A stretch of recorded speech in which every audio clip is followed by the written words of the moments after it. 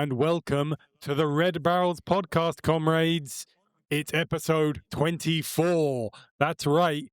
We did 24 of these. And Wow. I, as always, am Alex, your sort of host. And who else is here with me? I'm Ed is here. Oops. And Wow. Both I just here. want to say I finally. can hardly believe this is the 24th episode we've recorded. Hard to imagine. Like it's hard to imagine. I just can't get that fact straight in my head. But it's me, it's Ed. Thanks for coming back. And I'm here with my dear friend, my old comrade, and co-host of the show, Sofie. Sofie, Hi, I'm Sofie. say hi. I'm also here. Yeah. Well, you can feel the excitement boiling off of my co-host Boom. because we have entered a new age. That's right. It's year zero, baby. This Our is 30s. We cannot imagine the incredible changes that are being made to the Red Barrel podcast. We have completely thrown the rule book out of the window into the rubbish, and the rubbish has fallen into the landfill, and the landfill has caught fire. That's how huge this is. Yeah. And you may have noticed, dear listener, that this is a bit of a shorter episode than usual, and that's because of our incredible God willing. yeah, God willing. We don't know yet, but it should be. And that's because of our incredible radical changes that we have made. We are now going weekly. That's right. You're never getting rid of us. Every single week, we will be here unless we're off sick or something. We're going to be every single week, forever. We're doing it weekly. How are we doing this? You may be wondering, isn't it too onerous to make an entire podcast every single week for you, a group of people who still are not paid? And who have we got to blame for that? Well, I won't get into the blame game, but the answer It's you, is listeners. It's your fault. I didn't want to say it.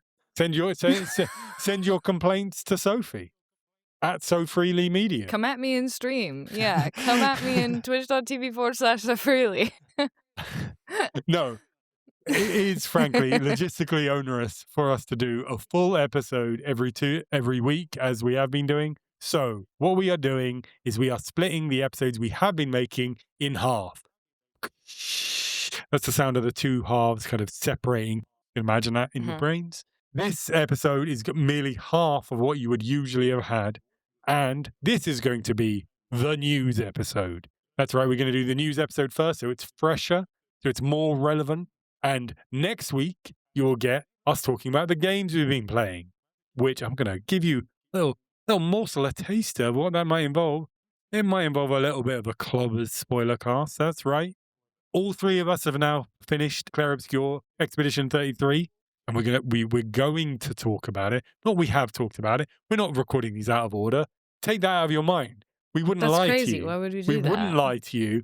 We will be speaking about a spoiler cast on Clair Obscure next week, just 1 week's time. You know, if you really liked listening to these two in a row, as we have been, you can just wait a week and you'll get that. So nothing's really changed from that scale. But now every week you'll get a slightly more digestible morsel, and that's where it's going to be. That's where it's going to be. Are my two co-hosts incredibly excited for this new development, this new age of podcasting? We can't wait. Can't wait. Yeah. Can't wait. And I know. And thanks for coming along. I know that you. We were just joking before when we blamed you. We actually really appreciate like every single that one you're of you still who here. listened. And if you We love you listen every guys. week, that would be really nice. We'd be And tell so your happy. friends. Tell your friends. Tell your friends. So what? Let's We go on. still Then. want you around. Let's enter the new age and get on with the news episode. And before we start, I just wanted to give a quick shout out to two online creators or sets of creators. One's a set, one's one person. One of them is the YouTuber and also relevantly streamer Sean. Shout out to Sean, who is currently doing like a marathon playthrough of Elden Ring to raise money for ICE, against ICE, not for ICE. Want to correct myself there. He Raise loves money. ice. Like the frozen Now water that type. now really that I warm. say this, It's I did really not actually. I warm. looked at it earlier and I forgot to write it down to see exactly who it is that Sean is raising money for. Sean is raising money for the Immigrant Rapid Response Fund. Good guys. There you go. And we love that he did that. Good for him. And and he's continuing to do that probably. And also on top of that, big shout out to MinMax, who is a kind of a collective streamer of streamers, I guess. And they also do videos on YouTube and stuff. They seem like decent guys. The YouTuber Jacob Geller is one of them. But the guy who mainly runs it, Ben Hansen, he lives in Minneapolis. And as a result, they've kind of become, even though they, I don't want to criticize them, but they're a pretty normie podcast. They don't get, they don't get into politics in any serious way. And, we need them in the world. It can't all be the Red Barrels podcast. But, they found themselves at the epicenter of fascism. And they've been going out and reporting on it. They just did a huge marathon stream with the Giant Bomb guys. They came up to help. So, shout out to those guys doing good work in this world and, frequent them and donate to their causes. We endorse them. And, maybe we'll do marathon streams of ours one day when we have the wherewithal to do so. Hopefully, we don't have to do it from within fascism itself. But increasingly seems like we might. Moving on to the actual news that we are actually going to be talking about. And first up, it's going to be our esteemed comrade, Sofie. Mm-hmm. Yeah, I'm going to be talking about everyone's favorite topic, the Epstein files. I have been doing I'm glad you said many a topic deep and not dive. like person, but yeah. No, of course I wasn't saying. I'm not going to joke about that. I'm not going to joke about that. Many people's favorite person, it turns out, because people just like fucking sucked up to this guy. Like people were really cringe about this guy. Yeah, it's true. Many people describing him as like a wonderful, magical friendship, which I'm just like, I feel like obviously he's a weird guy, so it's not entirely surprising, but people seem to, people who liked him felt a really weird way about him, Well, I think which is very evident from the way they describe him in the files. I mean, I guess there's a combination of fear and also that they get money and favors from him. Yeah. And also access to awful things. Yep. Ed, you're right. You've got your face on. I just think he must have had some kind of riz to use the 2024 term. He must have had something about him because all these people, as you're saying, that they speak about him in such weirdly glowing terms. Like, it's so strange. It's just very weird where people are like, So I remember someone was described as saying they get withdrawals from Epstein. And not like the parties or anything. They were like, I specifically get withdrawals when I don't hang out with Jeffrey. Wow. Like, I get Jeffrey Epstein withdrawals. And I was like, that is just such a weird way to talk about a dude. And there are a lot of weird, powerful people who have been very influential and had a lot of control over other people. But people don't talk like that about them. You know what I mean? No one's out here leaking the Jimmy Savile files and people going God, I really loved hanging out with you. No, that didn't happen. That's what I'm saying. He was a weird guy. Also, he can't he's spell a weird for guy shit. Who collects weird people. Can't what? Spell. Can't spell. Yeah, he for types shit. like a boomer as well in terms of lots of ellipses as well. Yeah. Perhaps not his greatest crime. No, not his greatest crime. We'll add it to the list. I guess the thing is we can basically, I'm going to criticize everything about this man as much as possible. Yeah. But basically, going to be talking a little bit about the Epstein files as of recording. I guess they recently made a massive drop of about 3 million documents, I believe. And obviously people are speeding their way through them. I've been keeping up, I think, mostly with CoffeeZilla's reports on the Epstein files is how I've been keeping up with it. But these, I specifically had to do a little bit more research just to find out the specifics, because I think they've been mentioned here and there, but I had to find out the more specifics. Why are we talking about Epstein's? This is a political leftist video games podcast. Well, because it does actually have, a connection to video games in some of the strangest ways, which you may or may not be surprised by. But so among the numerous shocking connections to Epstein to come to light after the release of the latest batch of files is a few relevant connections to the gaming industry, starting with the most severe and then ending with sort of arguably the least severe, I guess, starting with the most severe. Rockstar Games president Sam Houser and former GTA lead Leslie Benzies, I think is how you pronounce it, both of their names are referenced in the Epstein files via a statement from Sarah Ransom, who is a confirmed victim of Epstein. Basically, on page 38 of one of the latest batch of files, Sarah Ransom shares a witness list and calls out Benzies and Hauser specifically by name. Ransom alleges that Benzies sexually assaulted her and notes that this isn't surprising coming from, quote, the guy who helped invent GTA, unquote. She also states that Benzies, quote, knew what was happening, unquote. That's a little bit vague in the documents. I assume that's in regard to knowing what Epstein was up to generally. Because Benzies gave her the money for her ticket to New York in 2006, which is when she first arrived, moved to New York, which is where she was introduced to Epstein through a woman who was paid to recruit her. So if that is the case, it sounds like Benzies was basically directly responsible for her being trafficked, which is fucking crazy. Hauser, current Rockstar Games president Sam Hauser is named after Benzies, claiming that Ransom and Hauser had met multiple times while she was dating Benzies.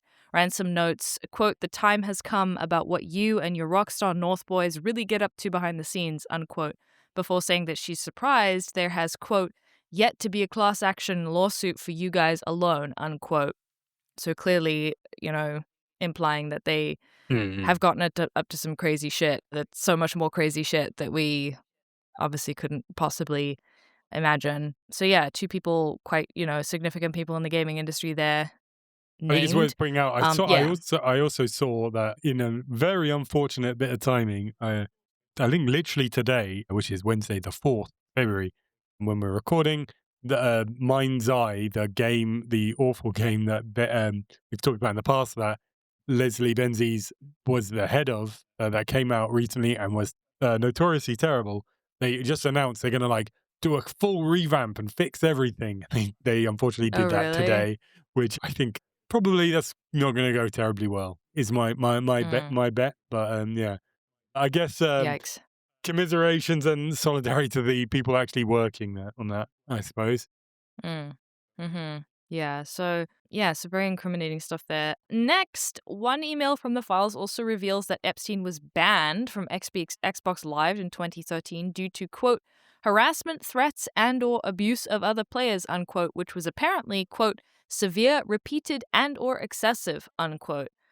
So, I don't know. Obviously, the mind kind of wonders what he was up to there with many, many children, obviously, on Xbox Live. So that's fucking... I guess, I hadn't conceived of a world where he wouldn't be banned from a video game service that children use. So I guess I'm glad that he was.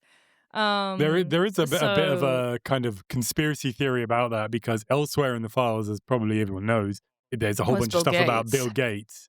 And that so involved Bill Gates the fact punished that, him by... maybe did Bill Gates game the system to kick him off Xbox Live? I choose to believe that's 100% true. There were email exchanges between Bill Gates and Epstein basically trying to arrange, because it seems like Bill Gates caught some kind of STD from his, allegedly, from his parties with Epstein, and was trying to basically acquire covert antibiotics to give to his wife, Belinda Gates, who I guess was unaware of his activities at the time. And there's email exchanges relating to that. So the theory is that maybe he was banned from Xbox Live in punishment. Specifically, the emails relate to the fact that he's not arranging it. He's basically threatening Bill with blackmail about that. Yeah. So essentially they had some sort of falling out, and therefore maybe that's why he got banned from Xbox Live. Which would be a really pithy way to, I don't know, that's a really pithy payback. Yeah. It's just be well, you're banned from Xbox now.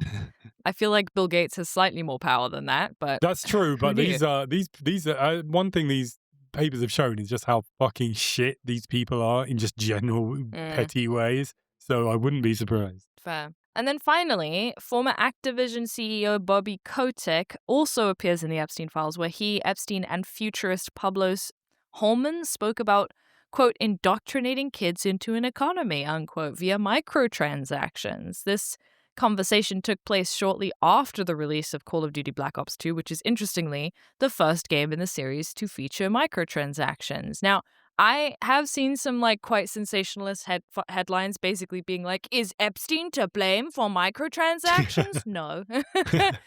Unfortunately, whilst he is responsible for, I'm sure, like 80% of the evil in the world, I think in terms of microtransactions specifically, Black Ops 2 was released in 2012, and other microtransactions appeared in games as early as The Sims 2 store in 2008 and The Elder Scrolls IV Oblivion with its horse armor micro DLC in 2006. So this isn't including games that had long been employing microtransactions models such as Second Life and Habbo Hotel, which came out in 2001. So I don't, unfortunately, we cannot blame Jeffrey Epstein for the invention of microtransactions, but he absolutely was instrumental, it seems, in encouraging the developers of Call of Duty Black Ops 2 to introduce microtransactions. Like, indoctrinating kids into an economy. Wild phrase to say from a guy, even if he wasn't a pedophile, that's a wild phrase to come from someone, let alone, So, yeah, what a piece of shit. Yeah. You know what? I'm gonna make a statement, and frankly, I don't care what you two say about it. I'm gonna say that the Red Barrel's position is that we think Jeffrey Epstein is bad. You two can't stop me from saying that. I know you're desperate to defend this monster, but I'm the only one who's a true beacon of light on this podcast.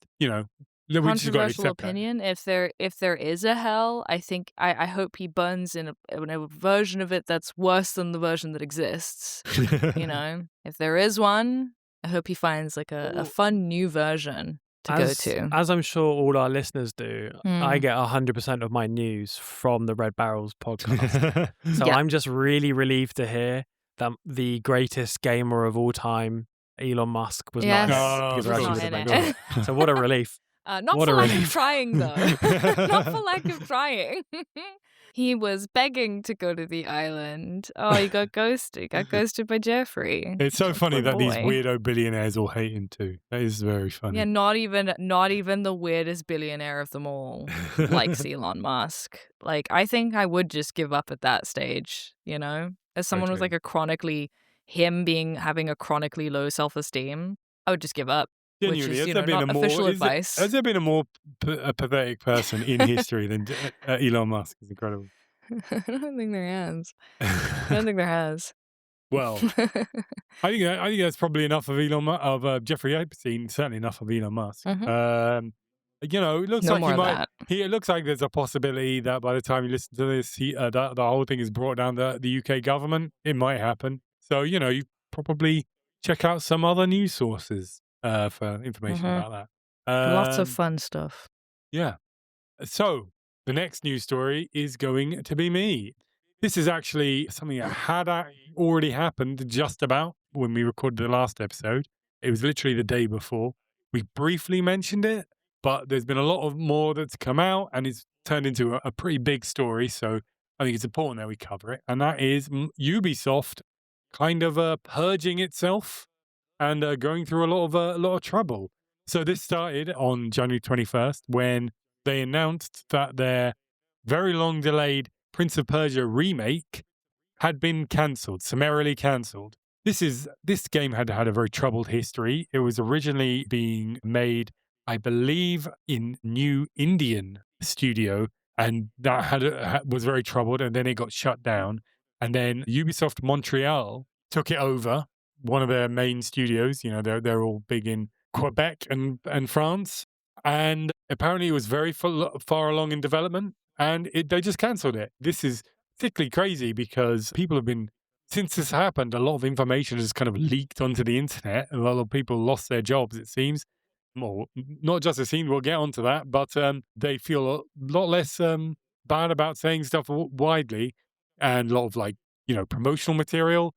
Kind of weirdly, it was going around that because this is a remake, it was a remake of the original PlayStation 2 era game, which I really loved. So I would have been up for a remake personally, if it was good. And apparently they had like a big kind of plastic or vinyl, whatever it is these little models are made of, version of the time traveling dagger from that game, ready to be sent out to like influencers and stuff as like a little promotional bump. They already had it made. There are pictures of it, which implies that the game was pretty close to release. And now it's just cancelled. It's never coming, which is pretty dramatic. This was then followed up the next, I think pretty much within a couple of hours even, with the announcement that this cancellation was just the first part of what was happening. Ubisoft is doing a full kind of reorganization. They are going to offer a radically new value creation model, which is always what I'm looking for, which is based around a more gamer-centric organization. They haven't been gamer-centric enough. They need to bring in the gamers. They're going to be more about gamers now. Thank God. And it's going to include business units with faster decentralized decision-making and a greater ability to quickly adapt to players' expectations, and a right-sized and more agile organization delivering improved structural efficiencies over time. Right-sized and more agile is code for lots of fewer people working there. Yeah, so that's the kind of bullshit, management speak version of it. Essentially, they are saying they're going to reorganize into what are called creative houses, basically 3 or 4 sub companies. One's going to be called Vantage Studios, and this is also co-funded by Tencent, which is probably how this company is still going, because we were talking previously about they were having some big financial issues. And Vantage Studios is going to own all the big hitters: Assassin's Creed, Far Cry, Rainbow Six. The second one, which doesn't have a name, I guess, yet, is going to own The Division, Ghost Recon, and Splinter Cell. So they're going to be the Tom Clancy boys, apart from Rainbow Six, I guess. Third is going to be the rest of the kind of bigger games: For Honor, The Crew, Riders Republic, Brawlhalla. Maybe not, that one's not that big, I guess. And Skull and Bones, which actually came out, to my astonishment. The fourth one is going to be Anno, Might and Magic, Rayman, Prince of Persia, whatever they do with Prince of Persia going forward, and Beyond Good and Evil. Beyond Good and Evil still happening. They, as well as cancelling the Sands of Times remake, they apparently cancelled like 4 or 5 other internal projects which hadn't been announced yet. But Beyond Good and Evil is still happening, which is bizarre. That game is just dragged on forever. And then there's the final one that will own Just Dance, Idle Miner Tycoon, Ketchup, Hungry Shark, Invincible, Guarding the Globe, Uno, and other Hasbro branded games. These are, I guess, like casual games, I suppose. So they've moved that into it, and it kind of seems like they're trying to get away from the model they've had in the past of these huge... Basically, they make these huge games, and they're made by a massive panoply of smaller studios across the globe. And so, as a result, they have a tendency to feel quite disjointed, like different parts of the game don't feel connected to other parts of the game. Maybe they're trying to get away from that, though we'll talk more about that later on. As for the actual firings and so on, they are closing their Halifax mobile studio, that's Halifax in Canada, and also Ubisoft Stockholm, as well as the layoffs in Abu Dhabi, Red Links, which is one of their studios, and Massive, which was one of their big open world studios. And a bunch of games are also going to get delayed. There is a long rumored version remake of Assassin's Creed 4 Black Flag, which was the one with the pirate ships that there's been rumors about for a long time. Apparently that's been delayed. No one knows what's going on with Ghost Recon. There's going to be a multiplayer Assassin's Creed game. No one's really sure what's going on with this. They also talked a bunch about what they're going to do with AI and stuff, and generative AI. Now, the thing about when talking about this stuff is that it's kind of hard to know how much of that is real, even within their own intentions. Talking about AI is just catnip for investors, because investors are complete idiots. Something that also happened this week, a smaller thing, was that Google showed off some new AI thing called Genie or something, where it can generate a game and you can walk around in it, but you can only walk around for about 30 seconds and then it collapses because it's not even a real game. And like things that have, if you turn the camera, new things will appear when you turn back and stuff. So it's not even a real anything. But upon doing that, the share prices for a bunch of games companies just briefly like crashed, because investors think that this means that video games are over and it's all going to be AI now. So while I don't want to let them off the hook here if they really are intending to fire people and replace them with AI, which I'm sure they'd like to, is also quite a high possibility they're just talking AI shit because that's what the investors want to hear. But yeah, so that's their big reorganization, which involves a lot of firings. The market didn't like this because the stocks tumbled afterwards. So if they thought that people would be really impressed with this, it didn't happen. And things have not been going very well inside of Ubisoft. There have been a lot of complaints and reports. I should say I've got pretty much all of this information from Kotaku, so shout out to them.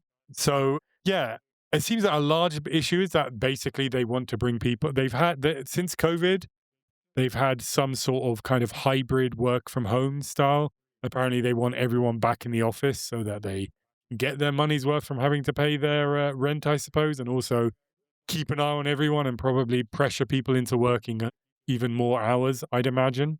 Yves Guillemot, the CEO of Ubisoft, who actually I briefly met once about 20 years ago.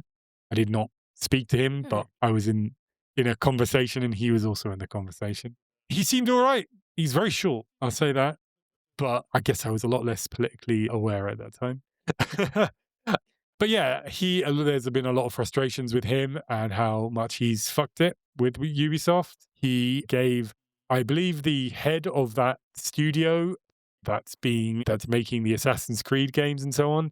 The person who's being put in charge of it is Yves Guillemot's son, in a great bit of nepotism, although it has been, to be fair, traditionally like a family-run business, so it's not completely out of the blue.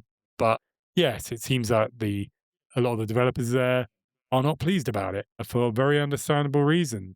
Two members of Ubisoft who are part of the union there, Mark Ruchley and Chakib Matawi, sorry about ruining your names, I'm sure. They both work at Ubisoft Paris and are representatives of the union there.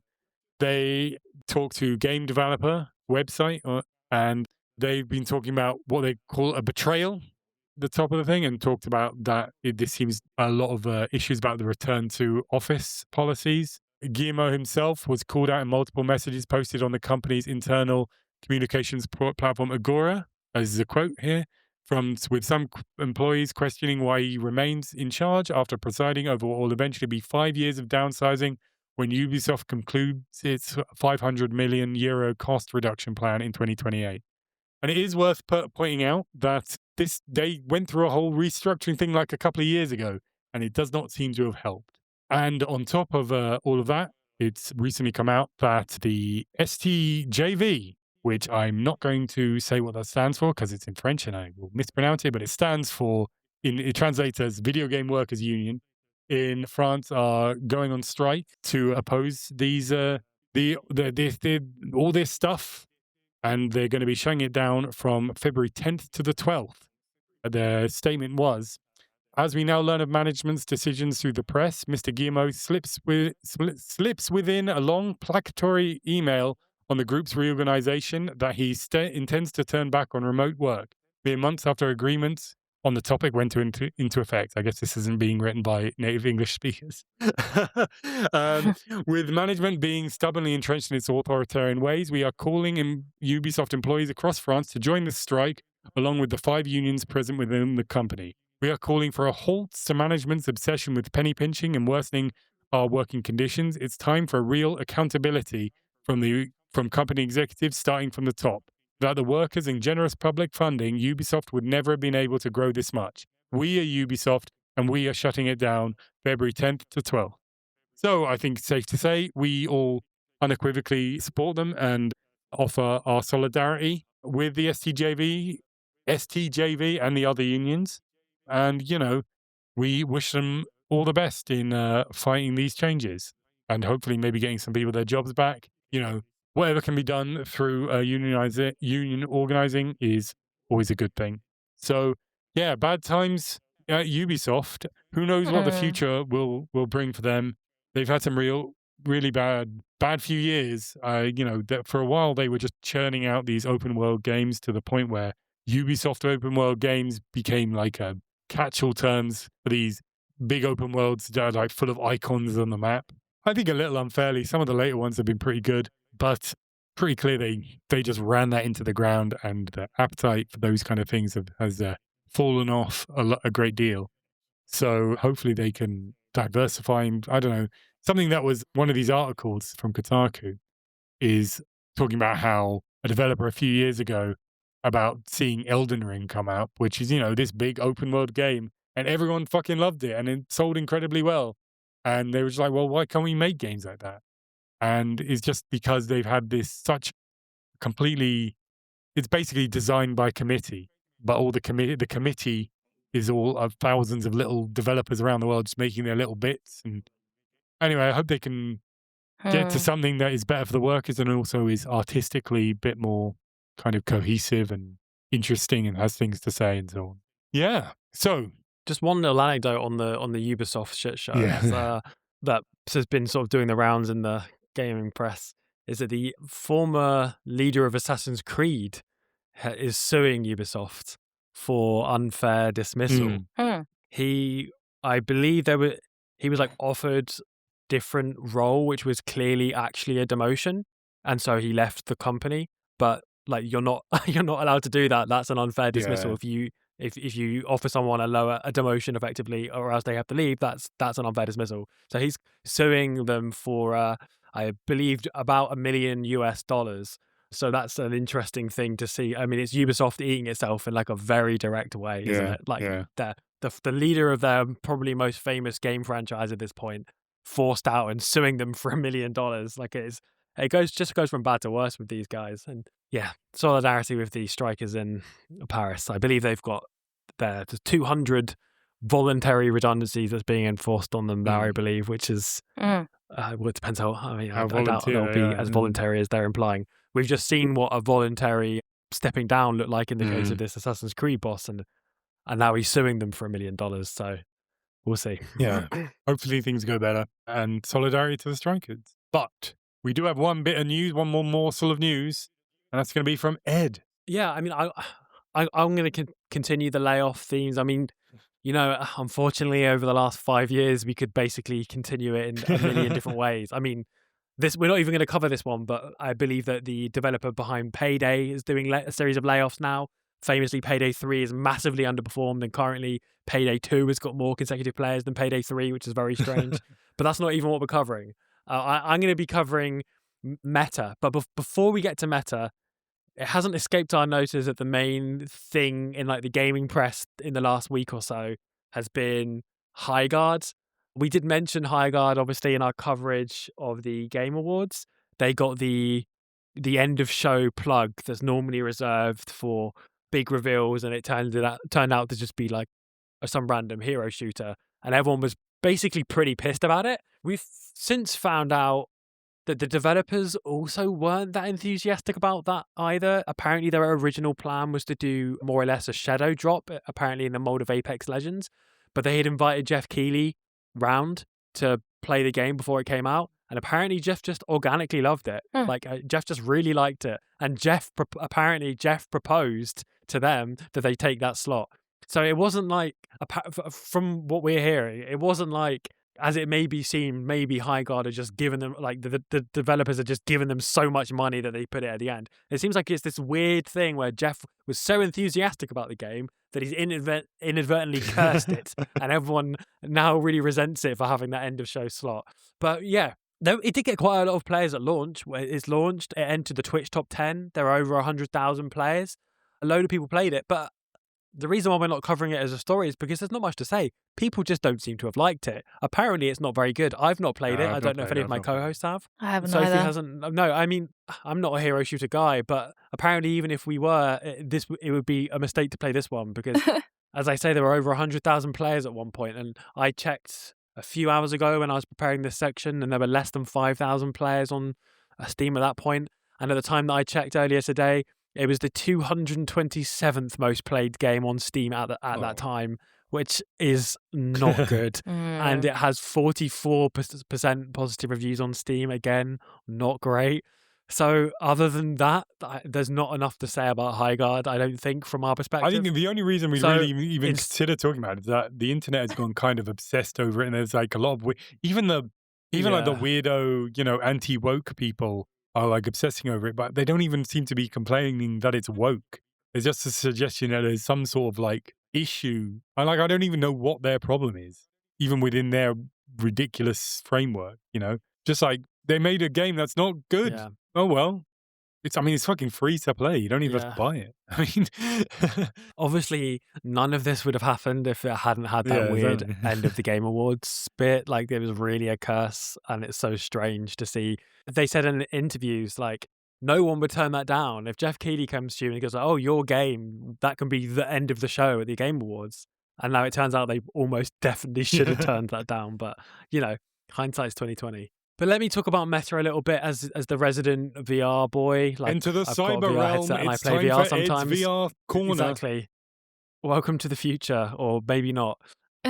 Yeah, so the news basically is that Meta have laid off 1,500 workers at their Reality Labs division. The Reality Labs was originally the company behind Oculus, which then Facebook bought and rebranded it all Meta. But Reality Labs still exists as like a division of Meta.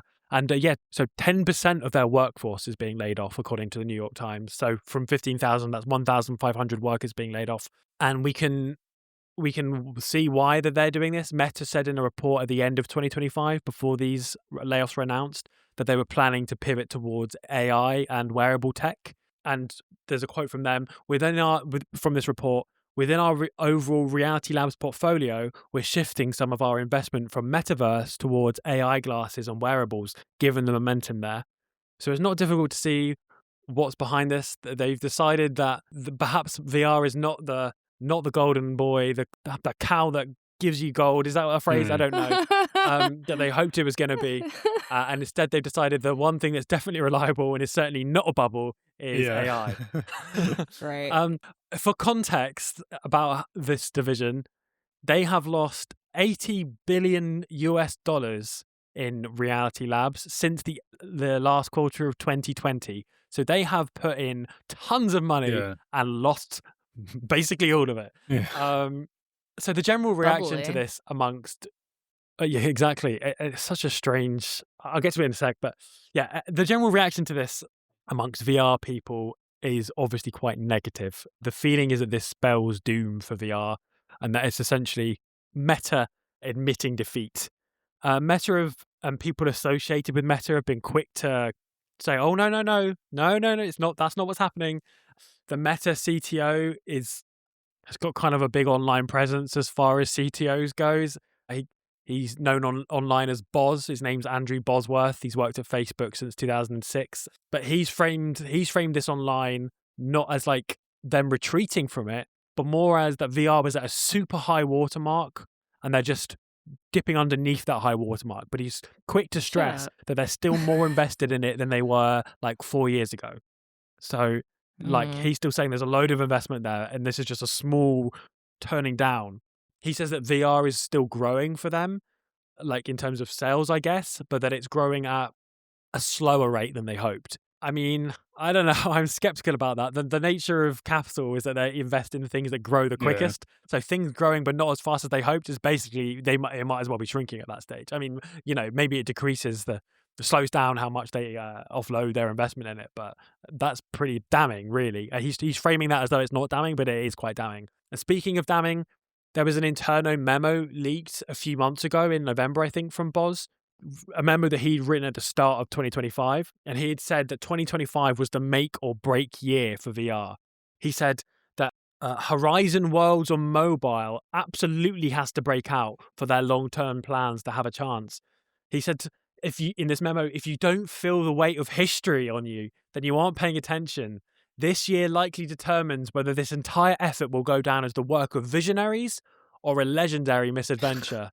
So now we finished 2025, and unfortunately, it doesn't feel like it went the visionaries direction. Oh dear. I mean, Horizon Worlds came out on mobile, and there's not official stats on it that are reported, but no one plays Horizon Worlds. I mean, for those that don't know, it's a game that already existed called VR Chat, but worse and heavily corporate, and no one plays it. So if VR was relying on Horizon Worlds, we might as well pack it all in now, boys. Aside from Boz's reaction to it, I want to reference Palmer Luckey. Palmer Luckey was the original founder of Oculus and of Reality Labs, therefore. Also, it's worth pointing out, he's a fucking fascist. Well, as an aside, I wanted to point out that what he does now is he has a defense startup that makes drones, which they sell to the US military, and they have contracts with the UK as well. And also frequently defends people like Elon Musk on. Great. I say frequently; he actually barely posts on social media, but when he does post, It's to it's often to defend defend Elon Musk. What a freak.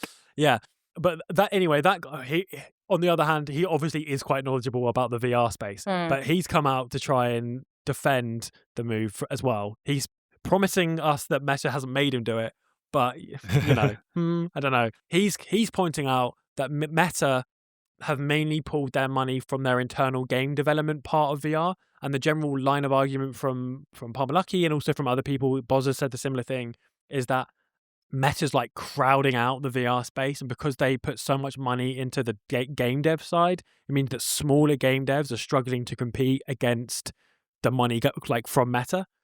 To quote him, he says, "The narrative that Meta is abandoning VR is obviously false," end quote. And I don't know how plausible I find that, really. And I will say, I found an article on Android Central. I don't know how reliable this is, but from a writer called Nicholas Sutrich, who claims that multiple people whose jobs are working with those third-party developers are among those losing their jobs. So the idea that they're only shutting down internal developers and that the goal of that is to support third parties is a little harder to sustain if that's true. So it all seems a bit questionable to me. It's obviously true, I think we can all probably admit, even those of us that like VR, that Meta is massively overinvested in VR given its popularity.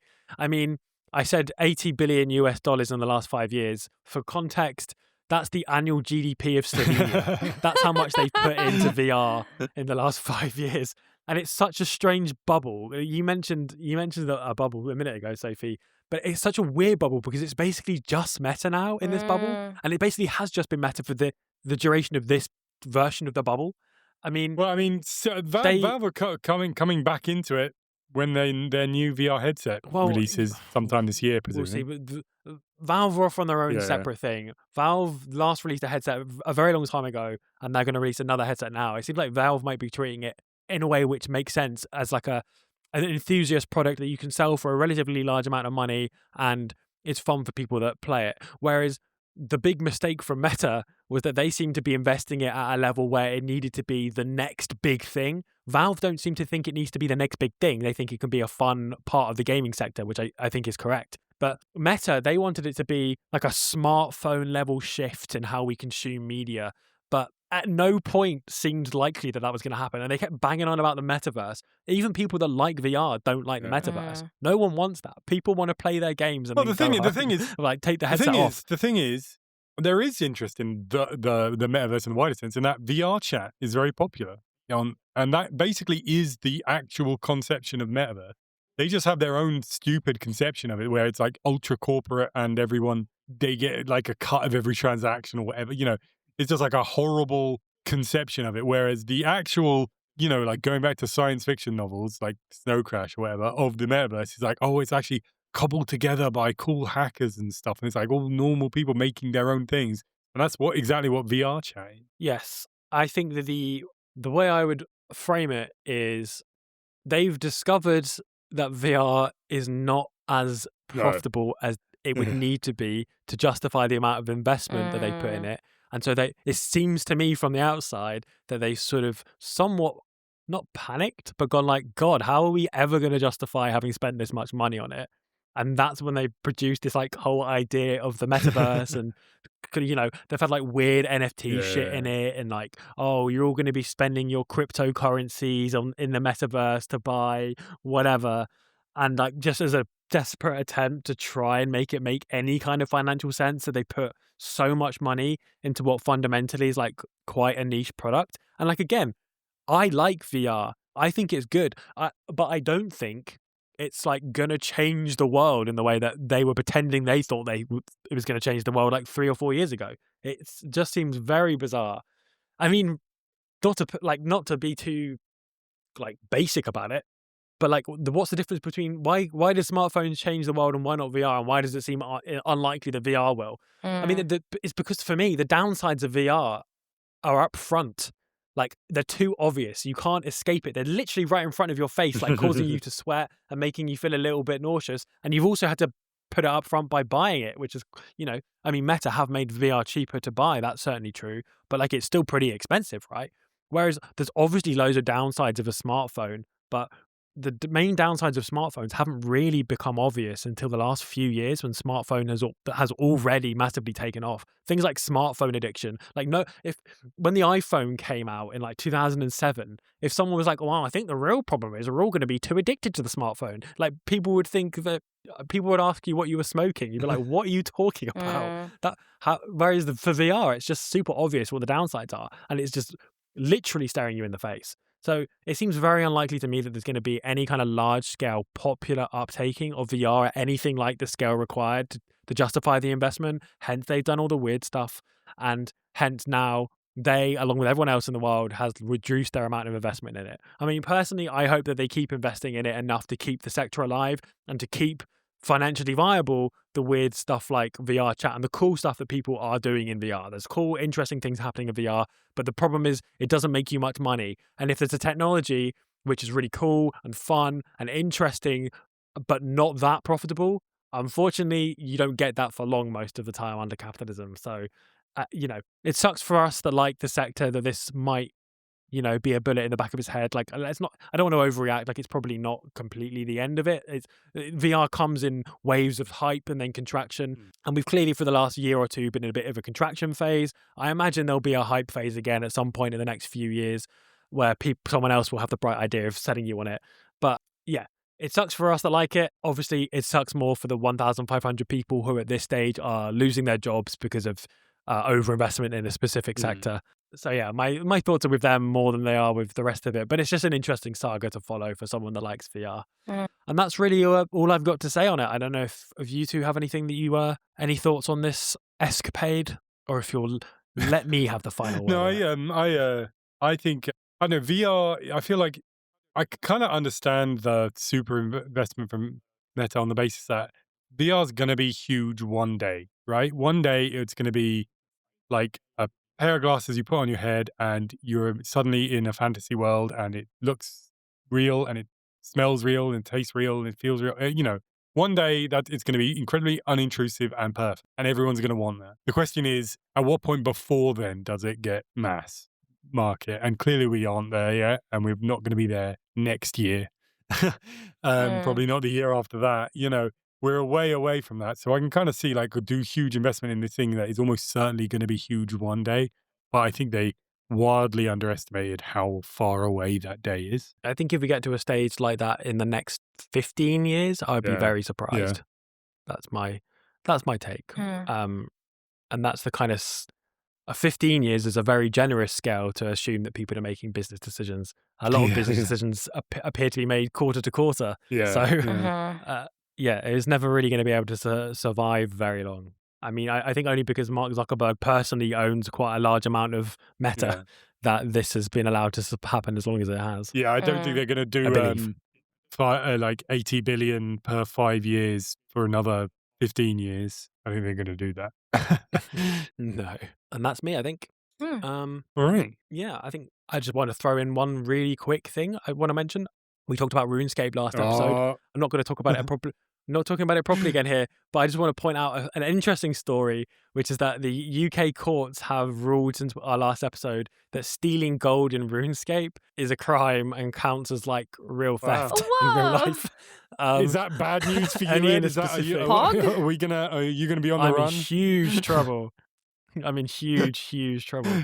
Yeah, it was in a former Jagex developer, Andrew Lakeman, stole 705 billion gold in RuneScape, which has got a monetary, like if you sold that for real world money, is worth like 700k. And the UK courts originally decided that wasn't theft because there's not a limited supply of gold and stuff like that. Recently, a court of appeals has overturned that decision. Thus, stealing gold in RuneScape is stealing. Wow. Which I just wanted to bring it up because that's entertaining. This seems like the opportunity I finally need to indulge in my dangerous fantasies. I could do it. It's not the same if it's not legal. RuneScape. No one told them about the thieving skill. Yeah. This puts a dent in us saying that things should happen in Minecraft, doesn't it? Yeah. Because now they That's might be true, illegal yeah. if we do them in Steal your Minecraft. stuff in Yeah. RuneScape. Oh dear, don't do it, Sophie. Don't do it. Well, I think that's going to be it for this whole episode. That's it. The episode's over. There's no games in this episode. You have to wait one whole week for us to talk about games to hear what we think about the ending of Claire Obscure, aka Clobbergeddon. That's in the next episode in 1 week's time. But for now, we are ending. So we're gonna say goodbye. You can find us on Twitter at Red Barrels Pod. That's what that is on Twitter. On Blue Sky at Red Barrels Podcast. .bsky.social. Yeah, it's different. It's different. They wouldn't. The Twitter couldn't be long enough. That's why I'm in there. That's an exciting story, isn't it? You can also find us personally and me personally at Alex Dean, AlexDuin, and at alexdean.bsky.social on Blue Sky. Sofie, how can people find you? Yeah, you can find me on Twitch. I stream 3 days a week, Monday, Thursday, Friday, twitch.tv/Sofreely, Sofreely. What about you, Ed? You can find me on Blue Sky at Notalemon, Notalemon, and on Twitter /X at still Notalemon, STILLNOTALEMON. I just spell mine out because it's my name, and my name is spelled weird, and it's not the way I it's spell pronounced. mine because who knows how Sofreely is spelt? That's not a word. And I spelt mine because I'm a dick. Wow. Love you guys. Shocking admissions here at the end of the Red Barrels podcast. Find out, and as always, I can't forget. I almost forgot, but I can't because the music is too good. It's just too good. It's too good for me not to say it was from Brilliant Drink, as always. But yeah, that is it. Welcome to the new age. Hope you've enjoyed the first episode of the new age of the Red Barrels podcast. Look forward to a bright, uplit future. You know, I think this is the first stage to us achieving like true communism. We've done it. We've just achieved that. This is the first stage out of the way. Right. Now we can finally get moving on it. But until we do that, Well, you're saying we've passed through the lower stage of socialism and now we've finally arrived at the higher stage. Yes, that's exactly what I'm saying. And I will not broach any further discussion on that matter because we're finished. And we are saying goodbye. Bye.